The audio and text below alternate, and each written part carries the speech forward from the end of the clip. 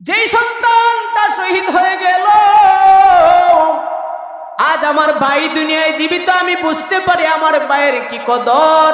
যেই ভাইটা, যে ভাই হারিয়ে গিয়েছে, আপনাদের এই জাতকর্ণ পাড়ার তুফাজ্জল নামের একটা সন্তান হারিয়ে যায় কি যায় নাই? ও মুসলমান, 4 ভাইয়ের মধ্যে 3 ভাই দুনিয়ায় জীবিত। তুফাজ্জল নামের সন্তানটা দুনিয়ার মধ্য থেকে বিদায়। আমরা উলামায়ে কেরাম বানিয়াচঙ্গের সমস্ত উলামায়ে কেরাম একত্র হয়ে রাত্রে 9টা বাজে চলে গেলাম প্রত্যেকটা শহীদদের চেহারা দেখার জন্য।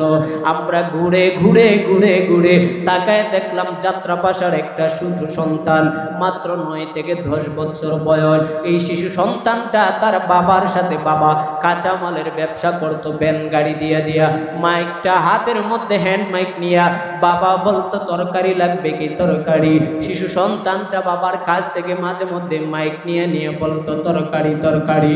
আজকে সেই জানু মিয়ার সন্তান, যাত্রাবাসার এই 9 বছর না 10 বছরের সন্তানটা মাথার মধ্যে গুলি আবদ্ধ হয়ে 5ই আগস্ট বাংলার জমিনে থানার সামনে ইন্তেকাল করে শাহাদাতের পেয়ালা পান করেছে, ঠিক কিনা? শুধু তা নয় রে মুসলমান, আল্লামা শায়েখ মুখলিসুর রহমান সাহেবের বাড়ির পাশে যেই তুফাজ্জল, তার গলার মধ্যে গুলিটা আবদ্ধ হয়েছে। আমি নিজের চোখে থানার সামনে প্রথমেই দেখলাম গুলি এমন ভাবে বুলেটটা ঢুকে গেল। এই বুলেটের চেহারাটা আমি নিজের হাতে নিয়ে নিলাম।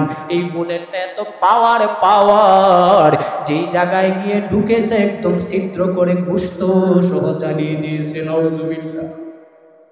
আমার প্রাণের ভাইয়েরা, বন্ধুরা, আজকে এই দুনিয়ার মধ্যে মানুষ বড় কষ্টে। যার মা চলে গেল, যার ভাই চলে গেল, যার বোন চলে গেল, সে বুঝে ভাই হারা কেমন বেদনা।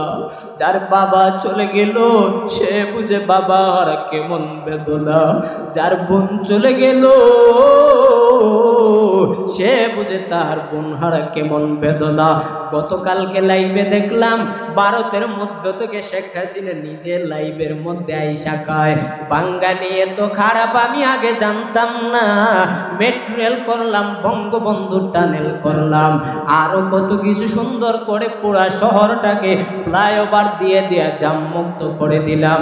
আজকে আমার পুলিশ বাহিনীদেরকে বাঙালি ভাবে হত্যা করলো, এর বিচার আমি চাই। নাউজুবিল্লাহ বলে। জীবনে যে গড়ের নাম শুনি নাই, আমরা তো মনে করি আয়না মানি সামনে নিজের চেহারা দেখার জন্য, কিন্তু আজকে এই জালিম শাসক ধ্বংস হওয়ার কারণে, দেশ থেকে পালিয়ে যাওয়ার কারণে সেনাবাহিনীর মেজররা আমাদের সামনে প্রকাশ করে দিল আয়নাগর, আয়নাগর।